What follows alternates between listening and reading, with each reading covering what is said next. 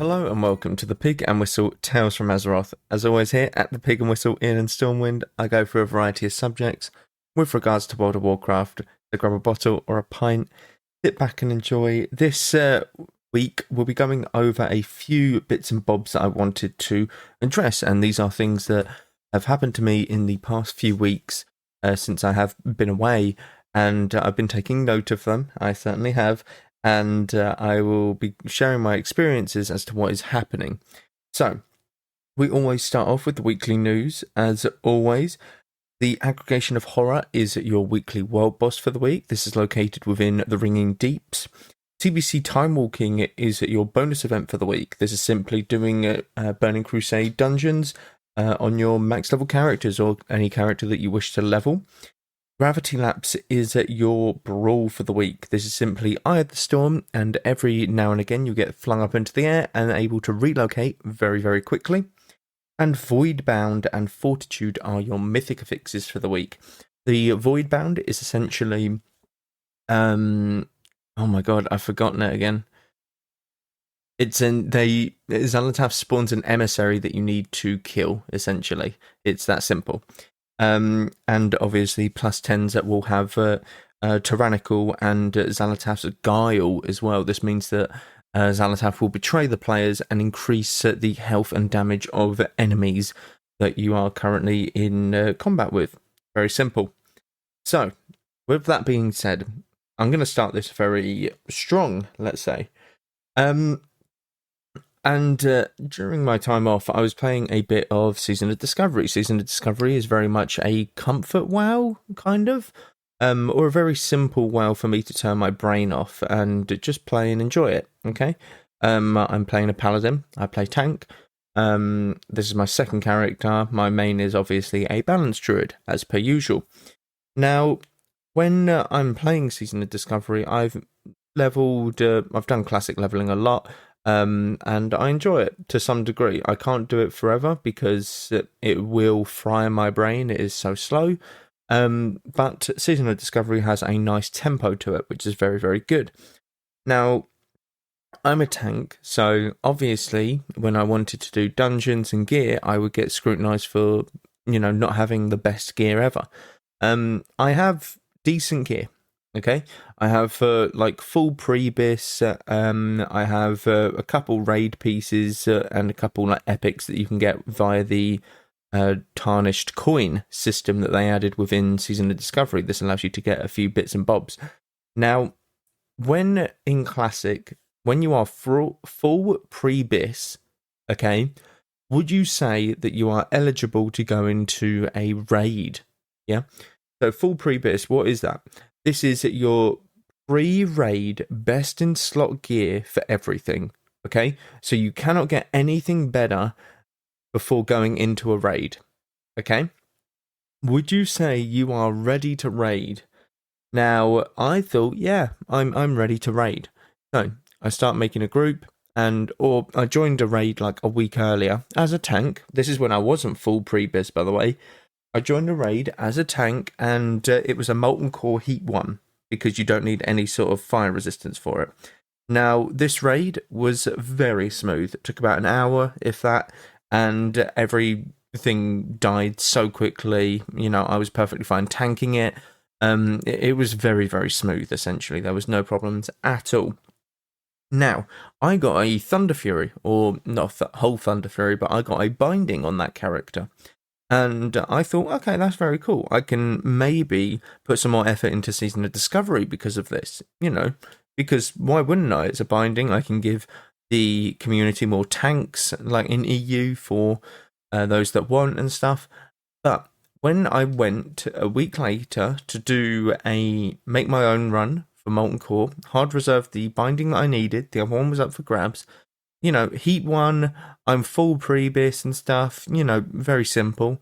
We start making it, about half hour in, we get another tank, yeah? And this tank walks up to me in Stormwind as I'm still searching for people and just says, equip your tanking gear. And he says it quite a few times. And then he just starts linking all of my gear in raid chat and says, I'm not boosting this guy, good luck. And how does that make sense? I'm full pre-bis. I have a couple pieces of raid gear now, but this guy wants me to do the easiest molten core in raid gear. He wants me to have full raid gear or something before I go into molten core. How does that make any sense? It's the most dumbfounding, like, stupid thing that you can, like, want, essentially. So, I messaged him being like, "You okay, man? Like, you know that I'm full pre-bis and I have to have raid gear in order to, or like I need raid gear, hence why I'm making a raid." And he just puts it, "Nah, it's going to be too tough for you to tank." And it's like, brother, I literally tanked it last week in less gear. Classic dungeons and raids are simple to tank in Season of Discovery. It is so easy to tank, okay?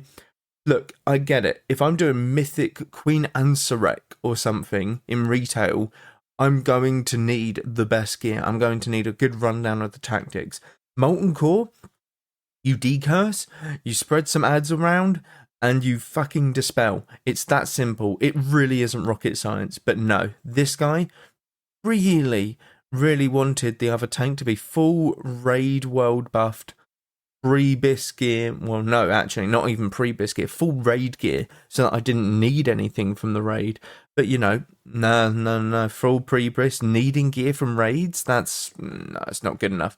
So actively, and this is the thing, this isn't the first person I've seen do this in Classic, okay? This is a Classic only problem. Really is. It really, really is. I've been doing some mythics. I've been doing some retail on, or not retail. I've been doing some raiding in retail. I've walked in and done the most damage, done tactics perfectly. It's so simple. Or not so simple, but it's simpler than Molten Core. No, tougher than Molten Core. Oh my god, my words. And Molten Core is simpler than retail raids by a long shot. It's so ridiculously, like, you can't compare the two. So the fact that this is a Classic problem, that people look at you and be like, yeah, no, you need the gear. And it's like, okay, firstly, how do I get more gear then? If I can't raid because you deem me not geared enough to raid, and I literally have full, like, pre-bis. And secondly, like, isn't this literally what more people come into raid with than others? Because I walked into my first raid back in Classic as a Frost Mage with greens. I did no pre-bis farming. I didn't do anything. Still did decent damage. You know, it's that simple. Season of Discovery, you have the abilities that carry you. All right, you really, really do. It's that simple. And let's face it, Classic raids aren't tough. They aren't. People want to complain for the sake of complaining, and I'm done with it. I see a lot of people who go, "Oh my god, these retail players are so toxic." No, Classic players are the ones who are more toxic, okay? Now, not all Classic players and not all retail players, I do want to stress that, but I play Classic, retail, Season of Discovery, I play it all, okay? My experiences on retail are a lot more beneficial and more productive than they are on Classic, okay? And now the argument might be, oh, but that's because you speak to no one on retail. No, you do. You do. I speak to about the same amount of people on retail as I do Classic, and Classic has about a 60 to 80% negative reaction, okay, with everyone that I speak to in dungeons, raids, whatever it might be. The 20%, the 40 to 20% that are good interactions are with guildies only. That's as simple as it is. Now, every single, I cannot name you a Classic experience that I've enjoyed. Genuinely. I enjoy the raiding with our guilds, I enjoy that sort of thing, but I cannot name you a randomer who's just simply gone, "Oh my god, that's amazing, thank you so much for the help," or like, "Oh my god, how is your day?" or anything like that. But you guys preach about this community, this great community, ever since Classic re-released in 2019. It's not there. It's never been there, okay? It really hasn't. Don't get me wrong, there are some guilds and people that are good, but I've always stressed this in my like episodes, like when I cover this topic. these people aren't the ones that are heard. The people who claim that, oh my god, the classic community is the best, they're the ones who are dickheads. Okay? It's that kind of simple to me. And I would love to be proved wrong. I would love to see everyone, chat with each other, have a happy interaction, stuff like that. But classic-wise, no. I really only get negative interactions in classic. With retail, don't get me wrong, quite a few bad interactions there when it comes to looking for group and stuff. But I don't nearly as much have arguments on retail than I do classic. It's that simple. And this can be about anything. This can be about a simple dungeon route in classic, like, oh my god, we could have skipped that pack. What are you doing, tank? You're shit. That kind of deal. Whereas retail, if you just don't like something, you just leave. Just leave the group. It's still classed as a negative interaction, but you're not having an argument over it. And the thing is, you can do the same or somewhat similar in Classic now with dungeons because people are from other realms. So you can just leave. You don't have to say, oh my god, this guy's shit, that guy's got no gear, this guy's got no gear, that guy's pulling before me, and all of that shit. Like, it's ridiculous. But yeah, people need to get off their high horse and accept that this whole, oh my god, everyone from retail is toxic, people from classic can never be. It's bullshit. It really, really is. And you need to accept this.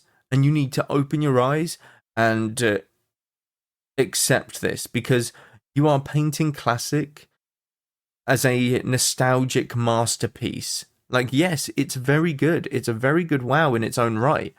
But people are toxic in classic. They aren't retail players. They are classic players that are toxic. And it just needs to... It's gone on long enough. People need to be told this shit, because they don't. They just think, well, that's a retail player, clearly. And it just isn't. Classic players are just as much, if not more, toxic than retail players. And again, I'm not saying retail's flawless. People are toxic in retail, but it's a different kind of toxicity. You just leave. You just leave. You don't argue with them. That's it. You go about your business. And I don't know, it's crazy to me. But essentially, what this meant was, going back to the Season of Discovery story, I didn't log back onto that Paladin for, since, because I just don't find the drive or want to play that Paladin or that World of Warcraft anymore. So it's a negative interaction that has caused someone to stop playing that World of Warcraft. Now, don't get me wrong, I will go back and play, like, every now and again. I'll play Season of Discovery, but I won't go on my Paladin. I'll go on my Druid. So, effectively, Season of Discovery has lost a player for a certain amount of time, and it's lost a tank. And people complain that there's no tanks and healers in the game.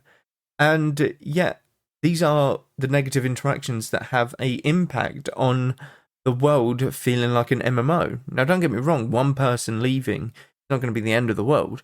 But what if this other tank, did the same to 10 other people? Then suddenly you've got 11 people that have left. And what if there's another tank out there that's doing the same? Then you've got another 10 people that have left, or 11 people, so on and so forth. So it will slowly diminish.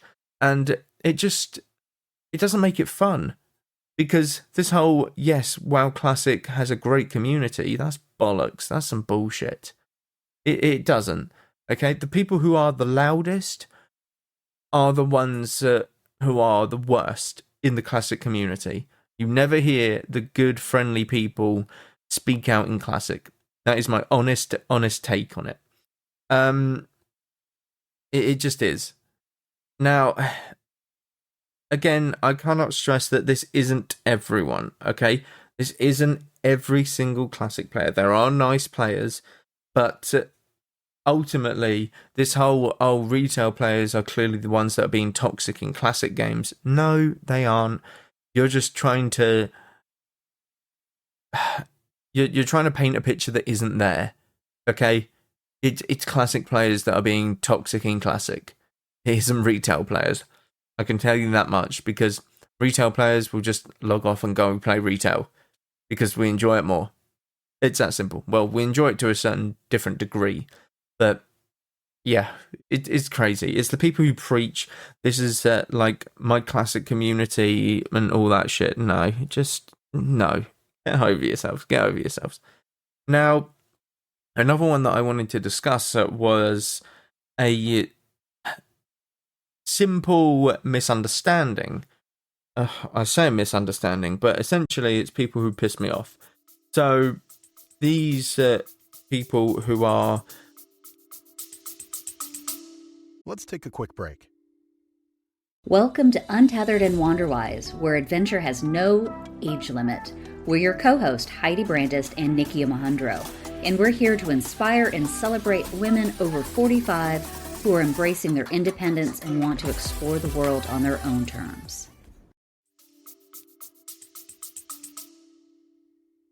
They're very different in the way that they accommodate themselves. Again, this is a classic interaction. We were queuing in Cataclassic. We were doing the new dungeons. We were a healer and a DPS. We were looking to do some of the new currency farm. And we get Throne of the Tides. We do the first two bosses very easily. And then the tank decides to go left. Okay? Now, left leads towards the final boss and the end of the dungeon. But to get more currency, you go right, clear that boss. And then at the end of the dungeon, you get extra currency from the last boss. So if you were to just do the last boss, you get 2. If you were to do the optional boss, you'd get 2 there, and then the last boss would drop 5 then. So you'd get an extra 5 currency. Very good. Now the tank simply didn't understand, and we said, can we do the optional boss? Gives more currency. And he simply went, I don't have the time. Okay. Firstly, if you don't have the time, why sign up for the dungeon anyway? Secondly, we literally could have killed the boss by the time that this guy was complaining. And thirdly, he was the one who ended up getting kicked after everything. So, firstly, he cleared everything, started the boss encounter, like the last boss, with the other 2 DPS. And the other 2 DPS were saying that, like, oh, let's go back and do the other, like, boss or something. Like, let's go do the optional boss. But they still follow the tank for whatever reason. Now, the tank started the final boss, so it's just 3 of them in there. Me and the healer are just chilling, really. And there's a vote to kick. They wanted to vote to kick the healer. That didn't go through. So we voted to kick the tank and simply just put didn't have the time while they're clearing this last boss. Now, it passed. So the tank was kicked out of the dungeon group, which amazing, because he's basically holding it hostage. We got another tank. We killed the optional boss, killed the main boss. That was it. Very simple. Now, what I don't understand, firstly, why queue when you don't have the time? Why hold a group hostage when everyone else in the group wants to do the optional boss for the currency? Like, it just makes no sense. It is ludicrous. And again, this is a classic interaction. It was a negative interaction, and it's just not needed. But again, are people going to say, oh, this was a retail player then? No, it wasn't. It was a full classic player. You could tell it was a classic player because all they played was classic. It was ludicrous. We looked it up. We literally looked it up. They'd never been playing retail for since BFA. Since classic came out. So you tell me if that's a retail player or not, but I'm pretty sure it isn't. It's ridiculous. The whole thought process behind it, that's got to be a retail player. That's got to be. No, it isn't. It's just your ego and nostalgia thinking that everyone within Classic is perfect, and they're not. So get over it, and that's all I need to say about this anymore, because it is ludicrous that this is a point of contention in the World of Warcraft community, and Classic players need their eyes opening to it, because retail players are more chill than Classic players. That's it. That's the reality of it. But you think that Classic is a perfect haven and retail players ruin it. Don't get me wrong. Some retail players can ruin it, because some retail players go into Classic and just want to moan, complain and stuff. But a majority of the time, Classic players are the ones that cause the most ag and sort of frustration within the game. That's as simple as it is. Now, with them 2 points out of the way, I want to get back and finish the final thing that I wanted to get done, and that is the controversial takes only on the forums. I said that I'd be revisiting this constantly, and I want to find some of the better ones. Now, this one I think is a very good contentious point. Number 1, Shadowlands' conduit system was a great system. It's a better system than this hero talent garbage we have, and it should have been an evergreen system. Now, the conduit system wasn't bad at all. The problem arose with the conduit system that you needed renown to unlock it. Now, renown was a ball ache to unlock because it was time gated. If you missed a week, you were just always behind. There was no catch up for about a year and a half to catch up your renown. So these were the problems with it. And I enjoyed the conduit system. You could choose between 3 different nodes: a finesse node, a damage node, and a defensive node. And these things you could switch out. So one would heal you, one would do more damage, one would be a mobility sort of thing. And these were very good. Now, these were potentially implemented in some way in the future. I think the anima cell that you had from the conduit system basically turned into the warrior's pain and gain talent, I'm pretty sure. You had the tireless pursuit conduit for druids turned into a PvP talent for feral druids. So some of these got distributed around classes and specs and stuff like that. But I genuinely agree with it. I think that if they made the conduit system a system that you didn't require renown and they made it instead of hero talents, I wouldn't have been offended by it. I think it would have been a decent idea. I just think that you needed to implement it in a way that wasn't time gated. You could change hero talents. I think if you switched out for hero talents and had the restrictions that hero talents have, I think it would have been a great system still.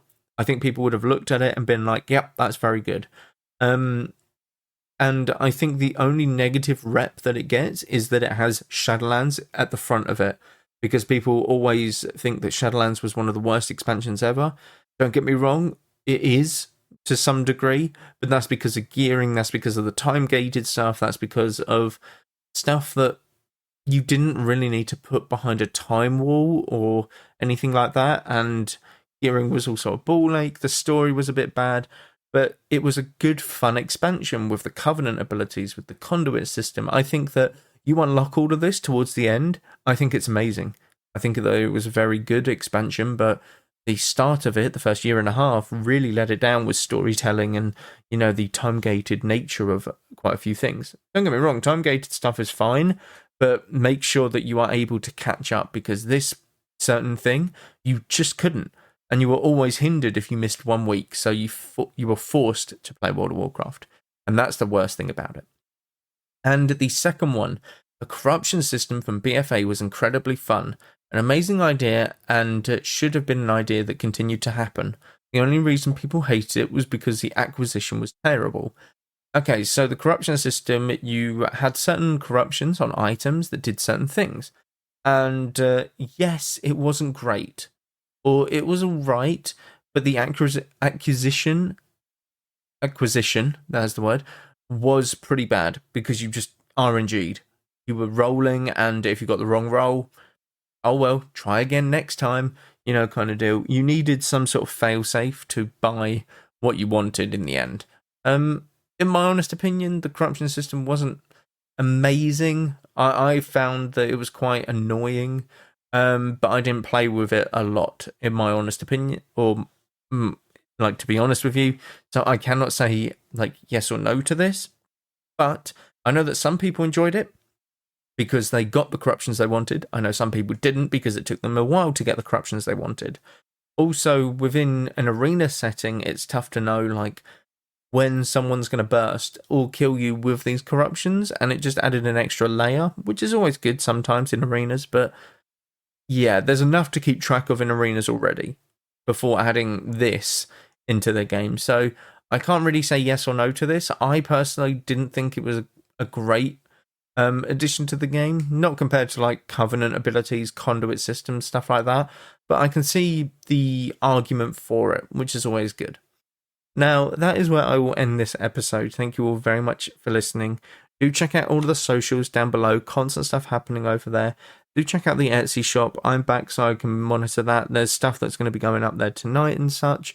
But thank you all very much for listening once again. And go with valor, friend. Goodbye all.